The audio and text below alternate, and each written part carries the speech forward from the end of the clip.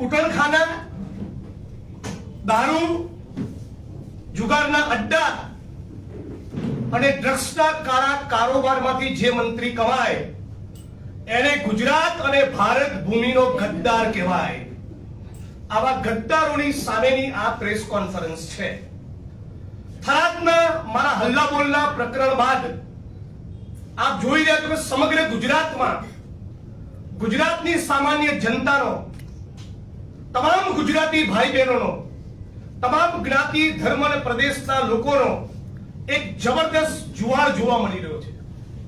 ગુજરાતમાં કદાચ દાયકાઓમાં ના જોવા મળ્યો હોય એવો એક રિસ્પોન્સ અને પ્રતિભાવ એ દારૂ, જુગાર અને ડ્રગ્સના મુદ્દે ગુજરાતના સામાન્ય નાગરિકો એ કોઈ પણ ખૂણામાં બેઠા હોય એ ખોલીને ગુજરાતના સંસ્કારી મંત્રી અને એમની ભારતીય જનતા પાર્ટીની વિરુદ્ધમાં બિંદાસ લખી રહ્યા છે. એટલે સૌ પ્રથમ તો થરાદની જનતાને અને સમગ્ર ગુજરાતની જનતાને અભિનંદન આપું છું કે આ ગુજરાતની જનતાએ ફરી એકવાર સાબિત કર્યું કે આ સાચા અર્થમાં આ ગાંધી અને સરદારની ભૂમિ છે. આ રવિશંકર મહારાજ અને ઇન્દુલાલ યાજ્ઞિકનું ગુજરાત છે.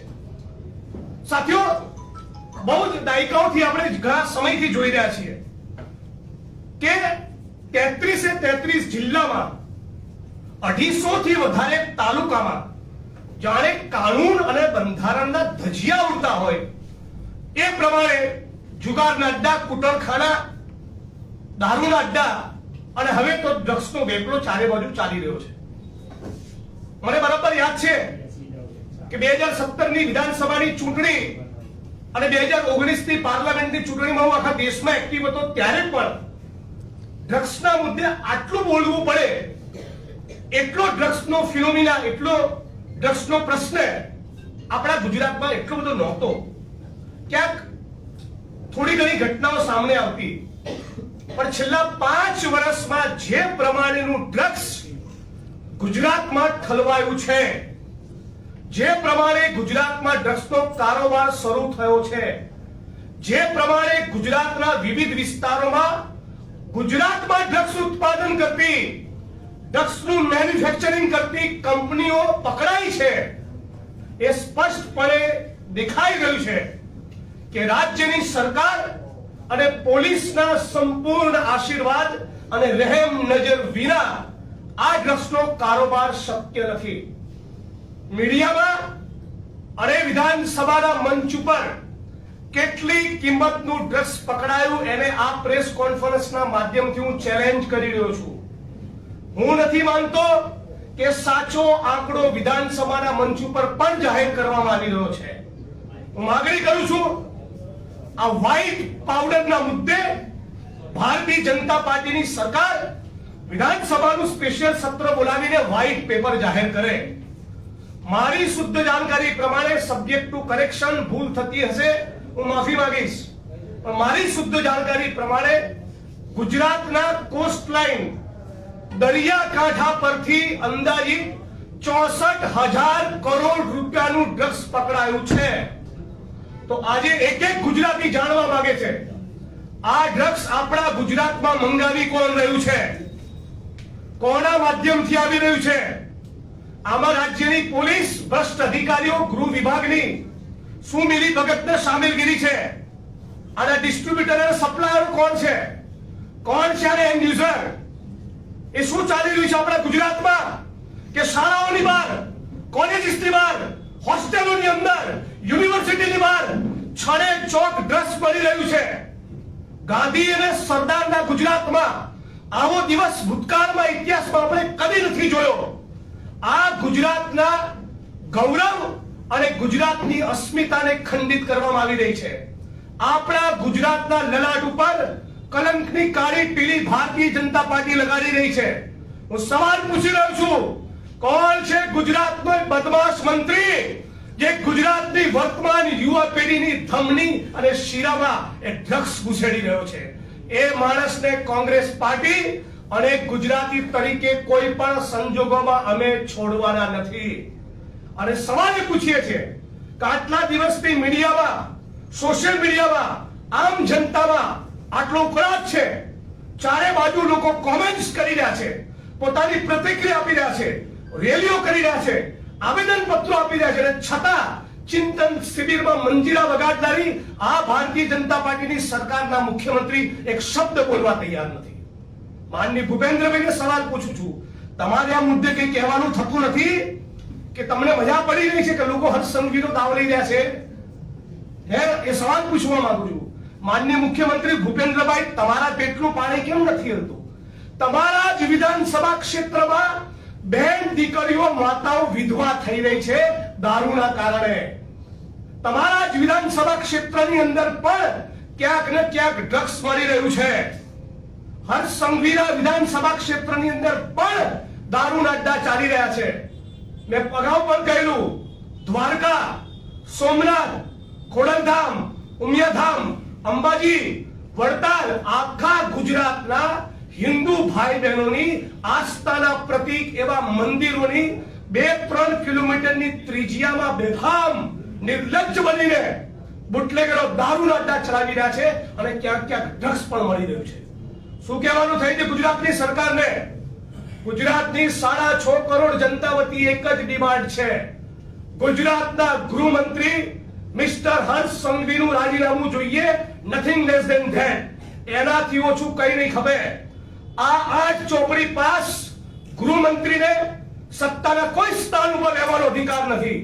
ગુજરાતના 33 જિલ્લા, 250 તાલુકામાં છડેચોક દારૂ આવતું હોય, અને સ્ટેટ મોનિટરિંગ સેલને પણ કહેવા માંગુ છું, તમારામાં બી પાણી હોય તો આ શું ખાલી કોન્સ્ટેબલોની વિકેટ પાડો છો? તમારી બધી હોશિયારી ખાલી કોન્સ્ટેબલ આગળ નીકળે છે, હેડ કોન્સ્ટેબલને સસ્પેન્ડ કરો છો, એક્શન લો છો તો બહુમાં બહુ પીએસઆઈ ને પીઆઈ ની સામે.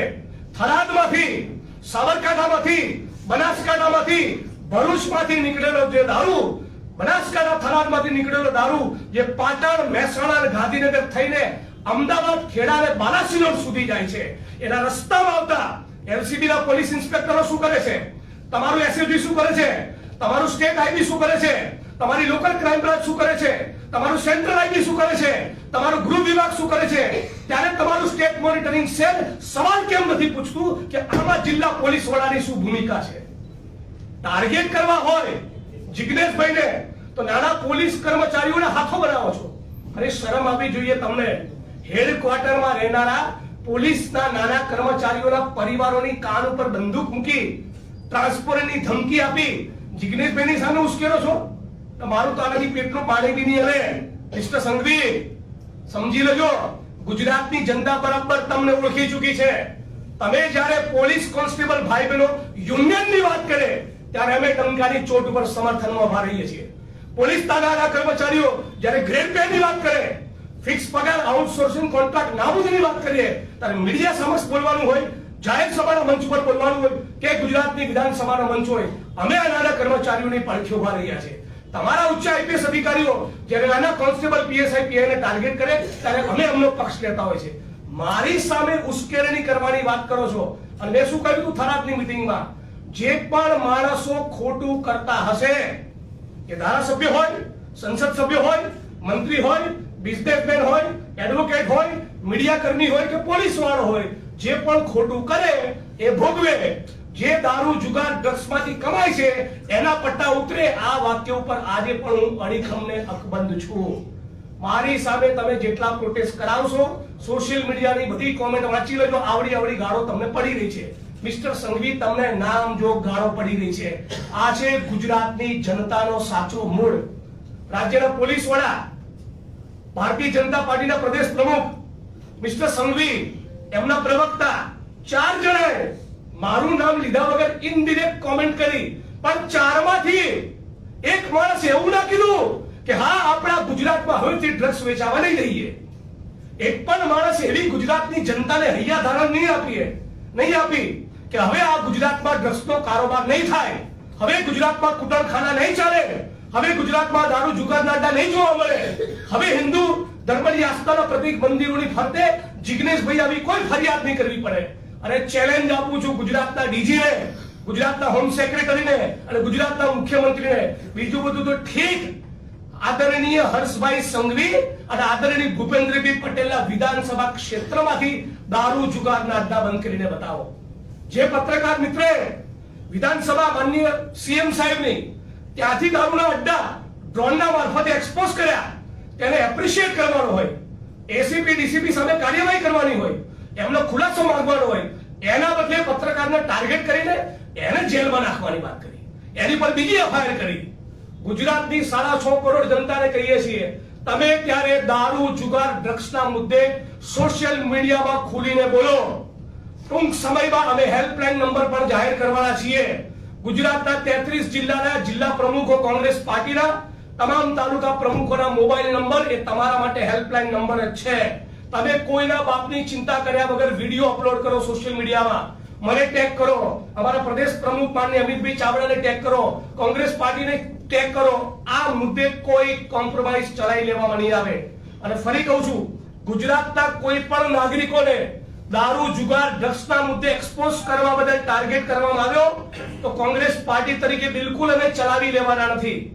આ પ્રેસ કોન્ફરન્સના માધ્યમથી રાજ્યના મુખ્યમંત્રીને કહું છું કે તમારી પાસે શું નક્કર આયોજન કે બ્લુપ્રિન્ટ છે કે હવે પછી ગુજરાતમાં ડ્રગ્સનો કાળો કારોબાર નહીં થાય અને ગુજરાતની યુવા પેઢીને બચાવી લેવામાં આવશે. ચિંતન શિબિર પૂરી થાય તરત એ બ્લુપ્રિન્ટ, એ તમારો આઈડિયા, એ તમારો જે રોડ મેપ હોય એ તમે ગુજરાતની જનતા સમક્ષ મૂકો. બહુ દુઃખ સાથે કહેવું પડે છે કે ગુજરાતના પનોતા પુત્ર તરીકે જેને બહુ મોટા ઉપાડી આપણે દિલ્હીમાં મોકલ્યા, એ દેશના પ્રધાનમંત્રી, દેશના ગૃહમંત્રી વારંવાર ગુજરાતમાં આવે છે, ત્યારે પણ એક વાત પણ ગુજરાતની જનતાને એવી અપીલ નથી કરતા કે તમે ડ્રગ્સના રવાડે ના ચડતા. એક સ્પીચ મને બતાવો નરેન્દ્રભાઈની, એક સ્પીચ બતાવો મને મિસ્ટર અમિત શાહની, જ્યારે મને ગુજરાતના યુવાનોને અપીલ કરી હોય કે ડ્રગ્સના રવાડે બિલકુલ કોઈ પણ સંજોગોમાં તમે ચડશો નહીં, તમે બરબાદ થઈ જશો. છેલ્લા 20-25 વર્ષનો તમે ગુજરાતનો ઇતિહાસ જુઓ, લઠ્ઠાકાંડ અને લઠ્ઠાકાંડ સિવાય પણ કેટલી બેન દીકરીઓ માતાઓ વિધવા થઈ. આપણા ગુજરાતમાં એવા ખતરનાક ડ્રગ્સ આવી ચૂક્યા છે કે સોમ મંગળ બુધ ગુરુ 4 દિવસ કોઈ એક યુવાન લે અને 5મા દિવસે જો ડ્રગ્સ ના પડે તો ઘરની દિવાલમાં માથા પચાડે છે. ક્રાઇમ બ્રાન્ચના એક ઓફિસરે મને કહ્યું કે જિગ્નેશભાઈ, ડ્રગ્સના આરોપીને ઘણીવાર અમારે એટલા માટે છોડી દેવા પડે છે કે જેલમાં પોલીસ લોકઅપના ભય તળિયામાં એવા જોરથી પોતાના માથા પછાડે છે કે કોર્ટમાં અમે હાજર કરીએ તો એવું લાગે કે અમે કસ્ટોડિયલ ટોર્ચર કર્યું છે. આટલા ખતરનાક ડ્રગ્સ આપણા ગુજરાતમાં, અને તમે શેમી ડંફાસો મારો છો? આવું ગુજરાત હોય આપણું? આ રવિશંકર મહારાજની ઇન્દુરા યાજ્ઞિકનું ગુજરાત છે? ગુજરાતની ભારતીય જનતા પાર્ટીની સરકાર એના મંત્રીઓના હપ્તાખોરીના દૂષણ સિવાય આટલો ડ્રગ્સનો કાળો કારોબાર ગુજરાતમાં ફેલે નહીં. માનની પાર્થિવભાઈ હમણાં નીચે મારું ધ્યાન દોર્યું કે ગુજરાતની ફેક્ટરીઓ પકડાઈ છે, ડ્રગ્સ નું ઉત્પાદન કરતી ફેક્ટરીઓ, રો મટીરિયલ પ્રોવાઈડ કરતી ફેક્ટરીઓ. આ શું કહેવાય? ગુજરાતના 15-17 વર્ષના યુવાન યુવતીઓ શાળાઓમાં, હોસ્ટેલમાં, યુનિવર્સિટી, કોલેજમાં જ્યાં ભણવા જતા હોય એ માણસો ડ્રગ્સ લેતા થઈ ગયા. અને બધું છેલ્લા 5 વર્ષમાં બન્યું છે. એની અગાઉના વર્ષોમાં ક્યાંક તમને નાની મોટી એવી ઘટના જોવા મળતી હતી, પણ પ્રાઇમરીલી આ જે મોટો કારોબાર જે ગુજરાતમાં આપણે જોઈ રહ્યા છે એ છેલ્લા 5 વર્ષમાં થયો છે. અને સમગ્ર રીતે ગુજરાતની જનતાને ફરી અભિનંદન આપું છું, અપીલ કરું છું, હાથ જોડીને વિનંતી કરું છું, પ્લીઝ તમે સોશિયલ મીડિયામાં લખો, પત્રો લખો, અરજીઓ આપો, આવેદનપત્ર આપો, કલેક્ટર હોય, એસપી હોય, દરેકે દરેક જગ્યાથી ગુજરાતમાંથી એક ગૂંજ ઉઠવી જોઈએ, સે નો ટુ ડ્રગ્સ. ગુજરાતના તમામ યુવાનોને પણ અપીલ કરું છું, આપ તમામ પત્રકાર મિત્રો એ ખૂબ સમર્થન કરી રહ્યા છો. બહુ દુઃખ સાથે કહેવું મળે છે કે કેટલીક ચેનલોમાં મારું વર્ઝન ન આવેલી તકેદારી સાથેની પણ ડિબેટો પ્લાન થઈ. નિવૃત્ત કર્મચારીઓને પણ બેઠાલા. આવા નિવૃત્ત કર્મચારીઓના નામ જો તો નહીં કહું, પણ એટલું જ એક કોમેન્ટ કરીશ કે આ પૈકીના એક નિવૃત્ત કર્મચારીને એટલો સવાલ પૂછવા માંગુ છું કે એક રાજકોટમાં ઉચ્ચ આઈપીએસ અધિકારીનું પોસ્ટિંગ થયેલું, એ કોણ હતા જેની લંપટ લીલાઓના કારણે એની પત્નીએ આત્મવિલોપનનો પ્રયોગ કરવો પડ્યો હતો? આવું ઘણું બોલી શકું છું. સવારે ઉઠીને મેં કીધું તો એ પ્રમાણે સરસ સરગવાની સિંગો ખાઓ, આમળાનો રસ પીવો, શરીરમાં કેલ્શિયમ આવે. સ્પાઇન તમે જ્યારે નોકરીમાં હતા ને ત્યારે મજબૂત નહોતી, નિવૃત્તિ પછી કદાચ મજબૂત બનશે. અને ગુજરાતના ડીજી એમણે પોલીસના મનોબળની ચિંતા કરી. પોલીસના મનોબળની ચિંતા એમના કરતા અમને વધારે છે અને એટલા માટે કહીએ છીએ કે ગ્રેડ પે નો લાભ આપવો. ઓર્ડલી તરીકે એસપી ના બંગલામાં જે માણસો મજૂરી કરતા હોય છે ને, ઘણા ઉચ્ચ આઈપીએસ અધિકારીઓ એમની જોડે પગની દોરી બંધાવતા હોય છે, જૂતા લેવાનું કહેતા હોય છે.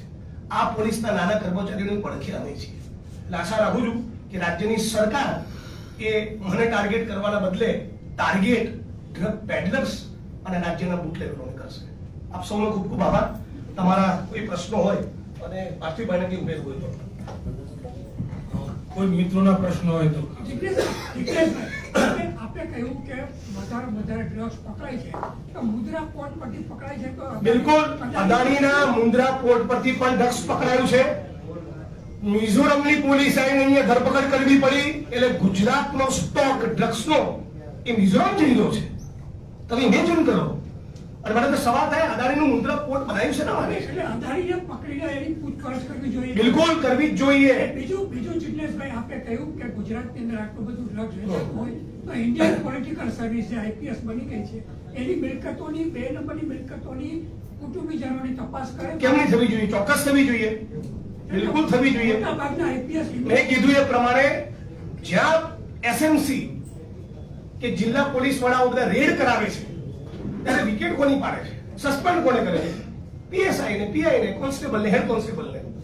તો આ જે જિલ્લા પોલીસ વડાઓ થઈને બેઠા છે એમની સામે તો કોઈ દિવસ ખાતાકીય તપાસ થતી નથી. ઇન્ડિયન પોલિટિકલ સર્વિસ બની ગઈ છે. એટલે તમે એક મિનિટ તમે કલ્પના કરો કે થરાદમાંથી કે બનાસકાંઠા કે સાબરકાંઠામાંથી દારૂ નીકળે એને ઉચ્ચ પોલીસ અધિકારીઓના આશીર્વાદ હોય, સ્ટેટ સેન્ટ્રલ આઈપી ચૂપ રહે, પોલીસની ગાડીઓનો કાફલો એના કોર્ડન કરતો હોય, આગળ કોઈ જગ્યાએ કોઈ કોન્સ્ટેબલ કે પીએસઆઈ પકડે તો કઈ એક લાઈનની ગાડી છે.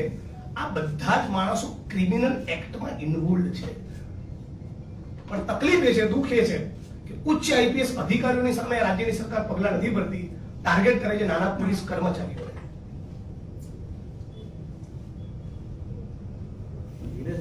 જી આમાં એવું થાય છે કે દર વખતે આપણે કંઈક ઇસ્યુ ઉઠાઈએ છીએ, પછી થોડા દિવસ ચાલે છે અને પછી બધું શાંત થઈ જાય. મારો સ્વભાવ એવો નથી. તમે છેક સુધી લડી લેવા. મારો સ્વભાવ એવો નથી. મેં તમને પૂછું તો મારી વાત જોઈ લો મારો ટ્રેક તમે બી આગળ કર્યું છે. ગાભાત કાઢી નાખીશ. ના કોણ તમારી ચીલ? ના આવે સરકારના ના છોડો યાર, પતી ગઈ વાત.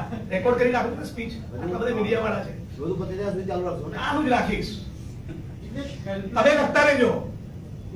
તમારી કલમની શાઈ ના સુકાય. ચાલુ રાખીશ. મારો સ્પિરિટ નહીં મારો સુકાય. સપોર્ટ છે પણ તમને એક વાત કહું છું, મૂકી ના દેતા. એમ કહું છું તમારા કલમની શાઈ ના સુકાય. ના ના સુકાય. હેલ્પલાઇન વિશે તમે વાત કરી જી. છે, એની જો તમે થોડીક આઉટલાઈન આપી શકો કેવી રીતે એની આઉટલાઈન ટૂંક સમયમાં આપીશું, પણ હાલ પૂરતું સોશિયલ મીડિયામાં મને મોકલો, કોંગ્રેસ પાર્ટીના આગેવાનો કાર્યકર્તાઓને ટેગ કરો, વિડીયો અપલોડ કરો. જિગ્નેશભાઈ આપે ચિંતન શિબિર બીજા મિત્રોને પણ સાહેબ એક જ મિનિટ. ચિંતન શિબિરની વાત કરી.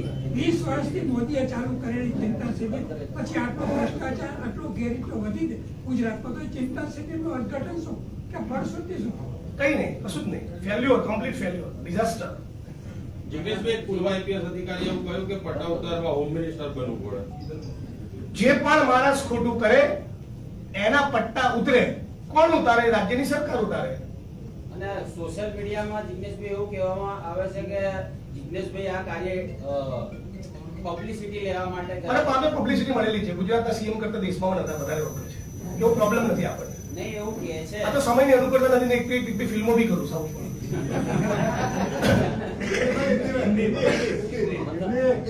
એક મિનિટ.